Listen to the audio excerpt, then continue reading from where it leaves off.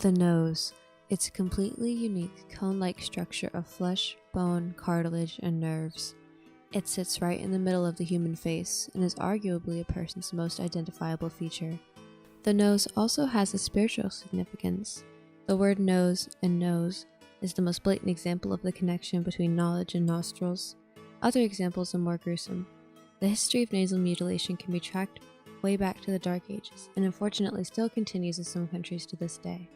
From the Quran, Surah 68:10-16.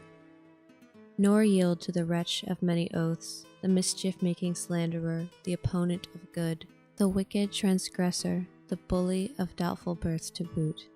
Though such a man be blessed with wealth and children, when our revelations are recited to him, he says, "They are but fables of the ancients." On the nose we will brand him. From the King James Bible, Ezekiel 23:25.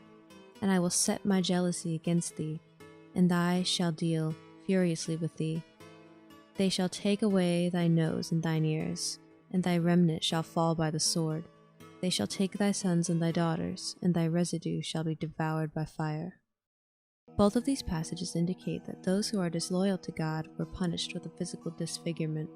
The symbolic significance of the removal of the nose all boils down to one thing: the separation of man and God. The nose is the entrance in which air, akasha, spirit, or ether flow into the body and enriches it. It is the nose that warns one of a stove left on, a rotten potato in a root cellar, a spiked tea. It is undoubtedly a powerful survival tool as well as a visible indication of identity and personality. Removing the nose would deprive a person of their ability to judge, to fully understand and comprehend their surroundings. Symbolically, this could refer to the ability to judge good from evil, not just on the physical but in the spiritual. Let's take a look at something we've all seen before: the Sphinx. You can tell that the nose has purposely been obliterated as well as the beard. The cause of this obliteration is said to be the work of Sufi Sheikh leader Saim al-Dar, who apparently witnessed people idolizing the Sphinx and decided to blow it up with powerful explosives. However, it's well known that the Sufis are a religiously tolerant sect of Muslims, so this commonly accepted theory holds very little water. There's not much more information on Saim al-Dar. Legend says that the Sphinx cursed and killed him with sandstorms a short time after the destruction. Some still cling to the Napoleon explanation, despite the fact that Napoleon fancied himself an amateur historian and showed great interest and respect for the Muslim faith. So both of these explanations are underwhelming and fail to explain the destruction of other statues in Egypt. A popular theory in modern days is that the noses were removed to obscure the racial identity of the statues, and thus the identity of the inhabitants of mighty Egypt. If that was the objective, then why are there so many full-color paintings allowed to be left intact? We can clearly see the facial and tonal features of these Egyptians in statues and paintings left behind.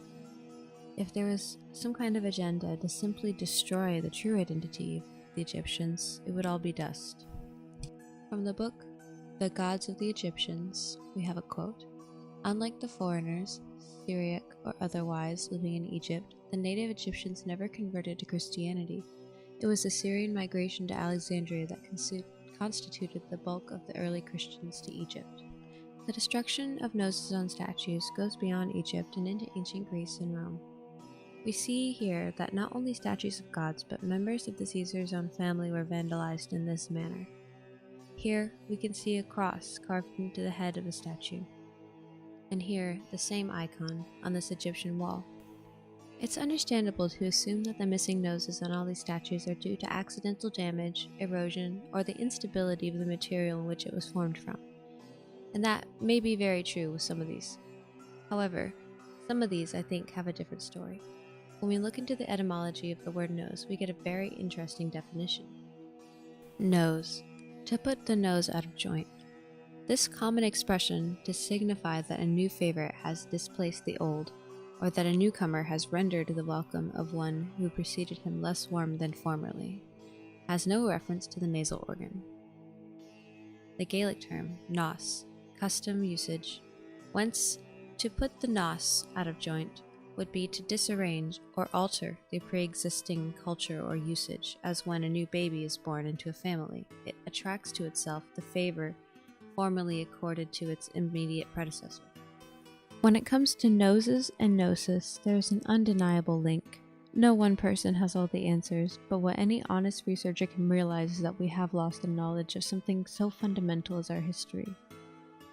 These statues are truly a symbol of our current state of mind unless we pull back the veil.